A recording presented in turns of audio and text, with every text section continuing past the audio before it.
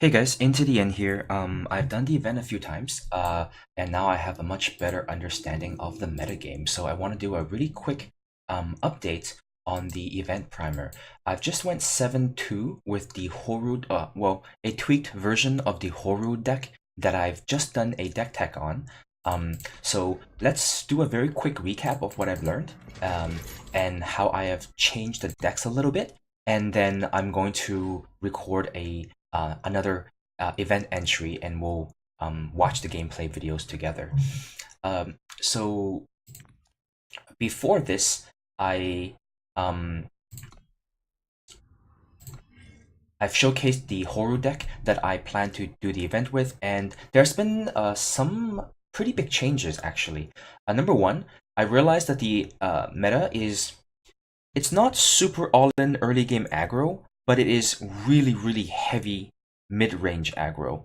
Early to mid-range. And what I mean by that is they play a lot of 1, 2, 3 power units that are very big and very cost efficient. So not so much the Stone Scar aggro kind of version with the zero cost 1/1s and rally and hope to kill you before you stabilize, but more like turn 3 Sandstorm Titans and turn 3 dinosaurs that are 6/7, 6/5, or 5/4, playing multiple Sentinels and dinosaurs that are gigantic in the same turn when you have just 4 or 5 power on a table because they're all got their cost reduced by the Sauropod Wrangler. That kind of aggro. So it's not small aggro, it's like big units aggro, but still really fast.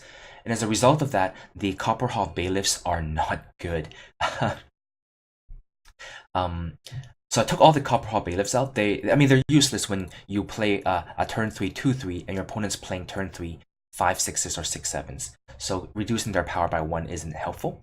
So instead, I've opted to use 4 copies of Harsh Rule, and this card has won me so many games. People do not play around this card. They just explode and vomit their entire hand onto the table. By turn 4 or 5, there's going to be a lot of opponents that have just basically 6 or 7 units in play, and when you Harsh Rule, they'll have nothing left in their hand, and they basically just lose the game at that point. So Harsh Rule is an all-star right now. I've also cut back on the number of top ends because people are too fast, and these 6 drops are actually too weak because the dinosaur decks are playing 3 drops that are bigger than this, 4 drops that are bigger than this, and their predatory Cranosaurs are often 4 power to cast because of the Sauropod Wranglers, and they're often 7/7s because of the 2/2 Explorer that pumps them, or they're 8/8s.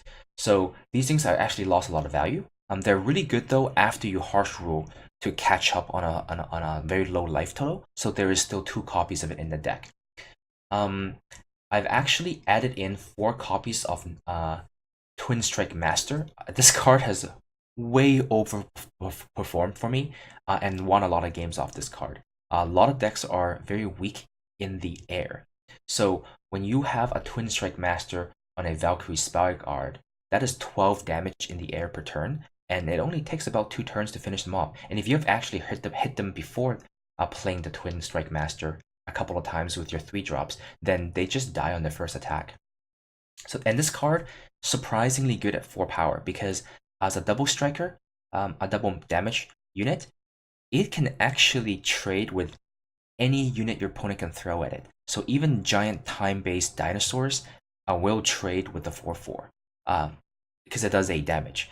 So this is a really good defensive card too. When you're basically your game plan is to fly in the air and finish your opponent off while holding the ground. This does a very admirable job holding the ground. And then I actually added in 4 copies of Master's Lesson because surprisingly enough, because of the promo card Bisma, and actually you have a lot of units that actually just come with a bunch of units like abilities like this one. You actually do get to draw 2 or 3 or 4 cards with this pretty often, and because this deck, a lot of the times because your early game units are quite weak, you're trading sometimes, but sometimes you're actually just chump blocking.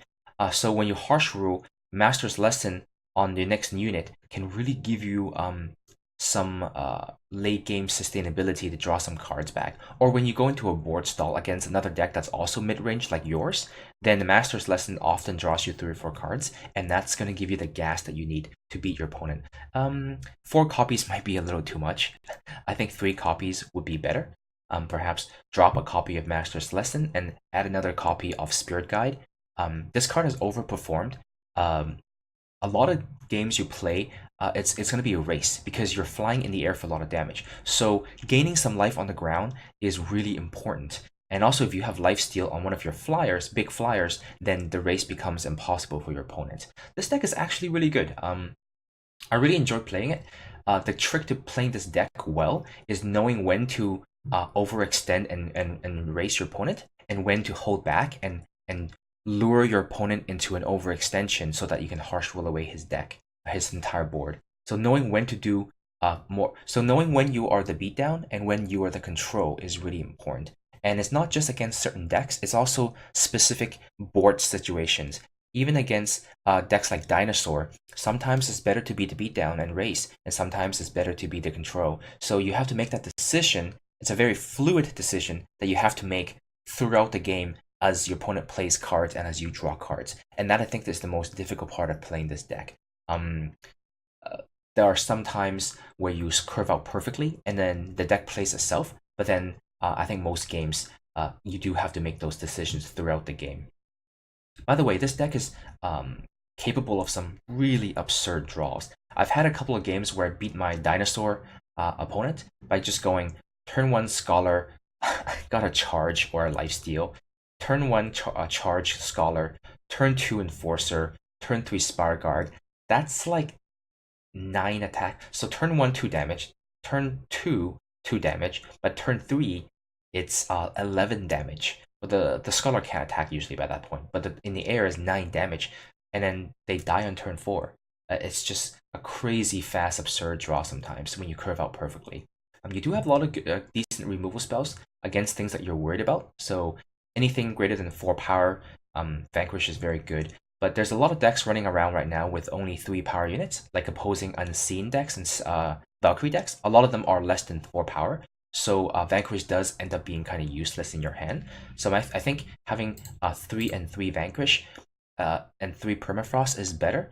And also having 1 less copy of Master's Lesson and extra copy of Spirit Guide. If I was to play the event again with this deck, I think this is the configuration I would go with. But yeah, so let's go into an event right now and see how the deck performs.